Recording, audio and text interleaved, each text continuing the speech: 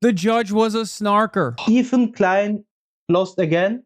Like Denims lost one. Last time when we spoke, this was just the opinion of the judge. Now it's like she won. But I mean, we did say also she is 100% going to win if the judge already is like, hey, look, this is our bias here. Yeah. Who would have thought? I mean, Ethan is just getting L after L. Yeah, and the thing is, you want to tell me that the YouTube lawyers, the slop tubers, were wrong? Like I thought Hassan is done. Everybody he likes his done, but he's more popular than ever. Do you want to tell me that? I love the thumbnail. Yeah, for Noah Samsen. It's a courtroom. He has his fucking earphones on in a microphone. Yeah, that's great. Charlie is here. And I forgot to tell that about the last video. There were some people who only do React content, and they rooted for Ethan, and they're still rooting for Ethan because they don't like Denims, Hassan, and so on. Yeah, Frogan and all other people. And these people are stupid because they only do React video content. And what would, like, hypothetically speaking, what would happen if Ethan had won? Yeah, they would be fucked because anyone could sue them. Yeah, you see on Hassan says, I will sue more Pegaslop. And he's like, oh my god, Hassan will sue him because he's so, like, you have, like, I'm sick of tired of this double standard. Yeah. And YouTube lawyers, what's his name? Legal, not legal. There's Legal Eagle. There was this one guy who said like, "Oh, she will lose. She will lose." Oh, this legal mindset. Yeah, I mean, which is not a legal mindset. Yeah, like, I don't know. This person is lying to you, and you still support him. I don't get you. Yeah. But thanks God that Noah Samsen and Denims and won, or they even Klein to dismiss this, like but Noah will explain for you. It's over. Ethan Klein has dropped his defamation lawsuit against me. He filed a motion to dismiss the case with prejudice, meaning that he cannot sue me for the claims in this lawsuit ever. And that's the difference. Thanks God. But it shows if you fight back and if you have money, or if you can fundraise, then you can fight back against these frivolous lawsuits. Again, it's over. We won. I mean, kind of. We didn't really win anything. In fact, I actually lost like a bunch of time and money and peace of mind and all that. But I am no longer being sued, so I guess we'll take it. This lawsuit and the legal threats leading up to it have been a massive year-long headache. I'm super glad that it's over. I can get back to just focusing on videos. And we also get to donate the money we raised for my legal defense, which after subtracting the fees should still be about $100,000. Unfortunately, right now, GoFundMe is holding the funds for review. We've given them all the information they need and we haven't heard back. It's been super. Yeah, I think he will get the money. Like now I will be positive because it's positive news. But you never know. Frustrating. Hopefully it gets cleared up soon. And once it does, I'll be posting an update on community posts or maybe a video. In the meantime, consider donating to Project Sarsour, which is where the money will go. It's my friend Ahmed's project. He lives in Gaza and the money will go to help families there and a number of other projects. Anyways. Oh, that will make Ethan mad and the Zionist. And that's also a W. So the first question you might have here is, what happened? Why did Ethan drop the lawsuit? And right now, I don't have a firm answer for that. Ethan hasn't commented publicly and did not respond to my requests for comment. But now that it's been dropped with prejudice and with... I also searched some response from him. I didn't find nothing. Like, if you know his response, put it in the comments, please. I would be interesting what his reasoning was. I don't really care what he has to say. Yeah, but he dropped the lawsuit, so this time I care. Normally I also don't care, but that time I care. No confidentiality clauses. I'm able to talk openly about everything that happened, and I think by the end of the video we should have a little bit more of an idea as to how this all played out the way that it did. So first, a brief recap. In March of last year, I released this video, The YouTubers Who Backed a Genocide. It was a response to a video from Ethan Klein called Content Nuke Hassan Piker. In that video, I highlighted Actually, it's called Content Puke. bunch of statements from several prominent content creators and used those statements to demonstrate the way that the Western media apparatus has helped to normalize Israel's genocide in Gaza. Things like atrocity propaganda, misinformation about groups resisting Israel, and Zionist historical narratives. Ethan Klein responded to the video by immediately threatening to sue me for defamation. He issued a cease and desist and demanded that I take the video down and apologize, or else he would sue me. He dedicated a few episodes of his podcast to issuing these sorts of threats. All he has to do to avoid getting sued is apologize for everything he said and did. He started his second video by saying, Ethan's threatened to sue me. It's not a threat, I'm going to sue you. Noah said in his second video, Ethan's threatening to sue me. Have fun with that, I guess. He said, well, I'm about to have fun with it, and unfortunately, I don't think you're going to be having much fun with it. But I kept the video up. After speaking with several lawyers, like an apology video, like from Casey Tron, looked like a hostage video. I'm so sorry, Ethan. Like, was and he thought that would look make him sympathetic. Make him look good, but it doesn't. Look like he was like a movie villain. Cartoon villain. Yeah, but he was really.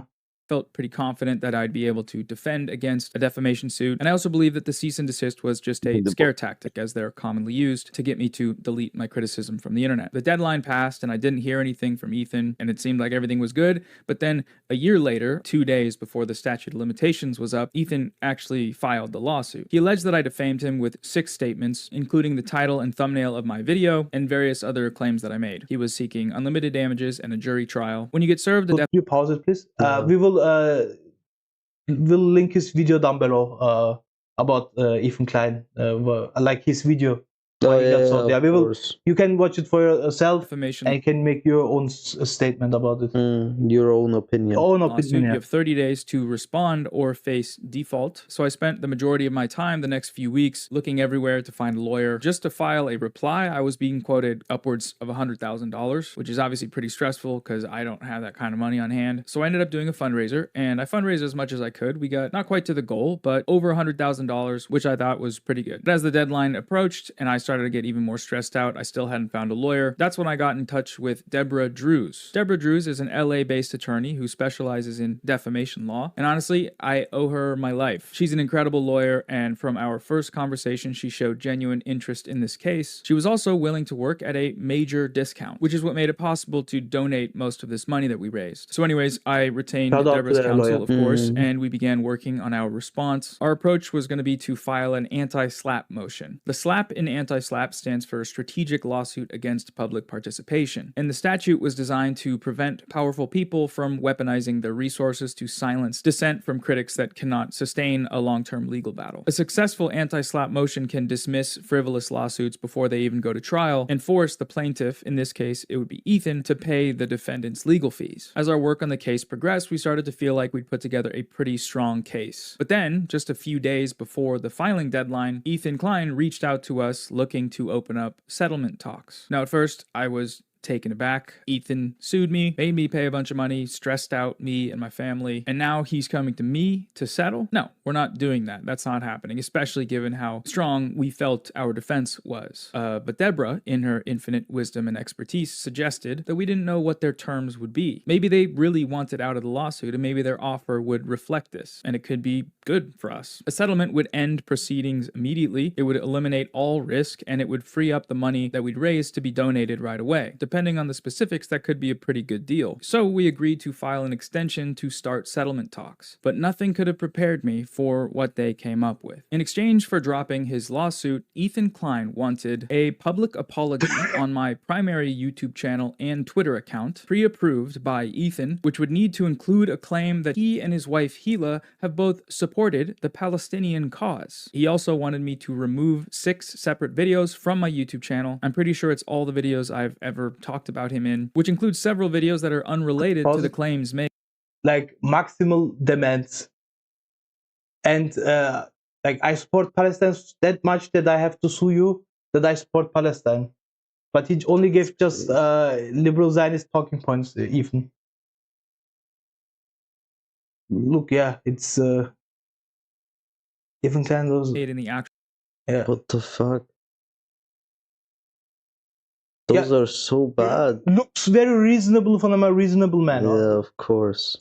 lawsuit. He also wanted a non-disparagement clause, which would bar me from ever publicly criticizing Ethan again. They did include a potential provision to reimburse my legal fees to be donated to a mutually agreed upon charity, so that's great, but only if my public apology included an acknowledgement that Ethan replenished these funds so that they can go to charity. So these terms were, let's just call them inadequate, hard for us to accept, so we made a counteroffer. No apology, no confidentiality, full reimbursement for all of our legal fees, no deleting any videos outside of the ones which were about the lawsuit, which we felt would become irrelevant if it was settled, and then one public statement which would read as follows. Ethan and I disagree about a video I made in response to his video Content Nuke Hassan Piker. He thinks my video says one thing, and I think it says another. Both of us believe that YouTube is a place for free expression, and recognize the right to criticize each other's views. So we've decided to end our dispute amicably. Keeping it out of court frees up funds to help families in Gaza right now. We sent these terms over and didn't hear back, so we prepared to file our anti-slap motion. It was all ready to go. I was kind of excited. Honestly, Deborah cooked. But then, a few days later, Ethan filed the motion to dismiss with prejudice. And that was it. So back to that question of like what happened, why'd he back out? Because he hasn't publicly commented and he didn't respond to my request for comment, we can really only speculate. Maybe he did have a change of heart. Maybe he doesn't want to be the one that hands out lawsuits left and right to silence critics. And maybe if he were to admit this publicly and apologize for wasting my time and money and acting like a freak throughout the whole process, then maybe I'd believe that. But until then, I think there are more likely explanations. See, Ethan has stated publicly that his many lawsuits against smaller creators have damaged his reputation. I don't want to be the fucking litigious asshole that's suing everybody. Like, I know what people think of me. I know what people say about me. I'm not a moron. I know, like, the consequences of doing all these lawsuits and stuff. The biggest backlash so far came very recently when he was criticized by a prominent YouTuber, Charlie of the channel Penguin Zero. He criticized Ethan's lawsuits, and these videos got millions of views. Ethan, of all people, should be very familiar with how defamatory lawsuits can be exploited by those with a lot of money.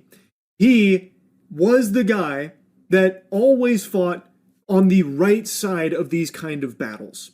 And now in this case, I really think he's lost his way in that regard. Ethan also just lost a lawsuit against the streamer Denims. He sued her for copyright infringement, and the ruling on this one was just brutal. The judge ruled against Ethan while citing his own previous case of defending against a frivolous copyright lawsuit. It wasn't until both of these events that Ethan began offering to drop his defamation lawsuits, in exchange for an apology, of course. If Ian would issue a genuine apology, I'd probably think about dropping the lawsuit. And honestly, the same is true of Noah Samsen. If he just issued like a heartfelt apology, I'd probably consider dropping it. And there's another part to this that I think is worth discussing, which is how Ethan's reputation has also taken hits due to his support for Israel. According to him, this perception has ruined some of his personal and professional relationships. From a professional perspective, our entire lives are ruined. Collaborations, partners, business partners, employees, creators, you know, friends. If you look at the trends in views and subscribers, there's been a demonstrable drop since October of 2023. Former fans of H3 are leaving and have spoken about the sort of rampant Zionism in that community. Apparently, even just wearing their merch now has an explicit association with the state of Israel. At one point, Ethan may have thought that suing me for criticizing his statements about Israel could change this public perception. I'd love to see you reason out in a court document about how I and Mudahar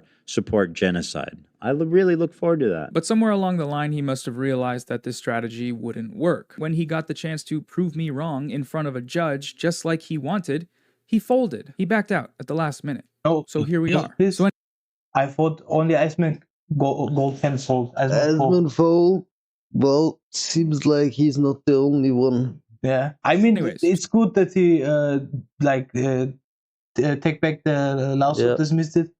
But I don't know, like, he got criticized by Most Critical. He said back in the day, things on the internet stayed on the internet. This was like an unwritten rule. Like they would do box fights, they would do, you know, things like to beef, you know. Yeah, it would stay on there. Yeah, but now they're suing each other. Yeah, it's the same thing with like rappers, like. Kendrick and Drake, where they dissed each other. Drake at some point wanted to sue him, which was like, what the fuck are you doing? I mean, freedom of speech, baby. Come on. In America, it's harder to sue somebody. But it's great now. The people were instantly like, what the fuck? Why are you suing him? Like, if you are on the internet, people will criticize you. People will talk about you. You're a big creator now, a little bit smaller creator. But that was like, he hoped that. I think he hoped that the other side don't have the money to do things against him, because he underestimated how popular Israel is. I don't know. Like that thing, only he can explain that. What his thought process was. And like he begged Hassan that he watched the content Nuke, and Hassan watched it, just like he didn't watch it, and then he was just watched the half. But people who see that, they don't see it like, you know, this guy is very a great guy because he's suing everybody because he somebody said things about him. But defamation is not okay, to be clear. But you will get criticized on the internet. Of course. Super glad this is all over. Ready to get back to making regular videos. I'll update everyone with a post as soon as I can about the GoFundMe situation once that's cleared up. I appreciate everyone who has supported me throughout this whole ordeal, including those who have contributed to the fundraiser and the many creators who were kind enough to join in on the fundraiser stream. That was super cool. And once again, huge shout out to my lawyer, Deborah Drews, and her firm, Drews Legal. She genuinely saved the day. If you have any legal troubles in the vein of this case, her firm may be interested down the line, so hit them up. Okay, that's it. We're done. Done talking about Ethan Klein. So the thing is, we also don't want to talk about Ethan Klein because we talk here about serious politics, like serious things. But when a guy like Ethan sues people because of their opinions who are not defamatory, because if Ethan would know that he's that this lawsuit would go through, he would don't back down. And it would have big ramifications or consequences for everyone. I mean, for us, even for us. Like, if Ethan Klein would have won the case, I mean, if the court ruled against basically Ethan himself back in, when was it, 2017, I guess. Then this would have been very, very bad, very apocalyptic. It would be, because no more React content. Some people only do React content. Some people, like some streamers, like especially them, but like we do our research ourselves. But some streamers only, like, for example, I give only bad things, but Esmengold send me that link. Find me that link. This article is behind the paywall. Send me that link. Man, Asmongold doesn't even read. No, or sometimes if it fits his narrative, he read. But if you give him something that is against his narrative, then he's like, I don't have to read. I just know people. And the thing is, you know, I think to come back to Ethan Klein, he made Casey Tron so that she has to apologize to Esmengold, to a far right who's kind of friends with Nick Fuentes. Like, I couldn't take that seriously if Ethan Klein talks about anti-Semitism. Like, we are more serious about anti-Semitism than all kind of Zionists. Like, I mean, he's not like that kind of Zionist that is like this. He's not a Sid Rosenberg kind of type, or Lindsey Graham type of Zionist, but he's like more like you know, he gives you, like, if you watch the Noah Samsen video, he's giving you the talking points from the State Department kind of. And he's the kind of dude who has an IDF wife. I mean, we have to. That's true. That's a correct statement. That's not a that's not defamation. Not even in Europe, it's that defamation because it's a fact. But the thing is, like, I think money just did something to his brain. I don't know, because like, he has that much money and he says, you know, I sue people who has 100 viewers or something. Like, what's the I don't know. I don't. He's very, very, very weird.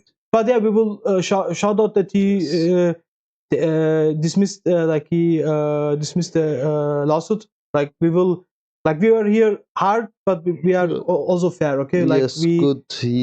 If somebody did something good, like even Klein, then we will talk about it. And if or somebody like the Instagram, when he does something good, like dying, then we will say great thing, so on. Good job. But in the end, everything is Israel. Everything is kind of it's you look back into it and you find Israel in every topic. Yes, they tripled their fucking propaganda budget. But it will not help. They can quadruple it, and it will not help. Like they should listen to me. Like I give the free advice, but they say no. We have to give some influencers money to that they spread like clavicular.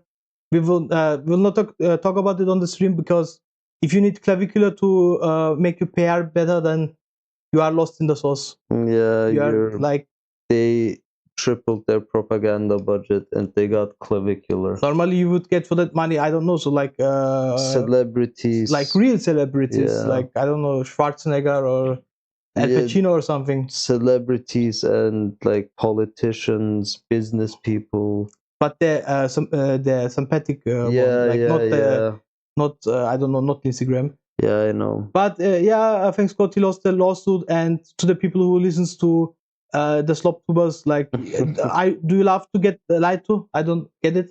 Yeah.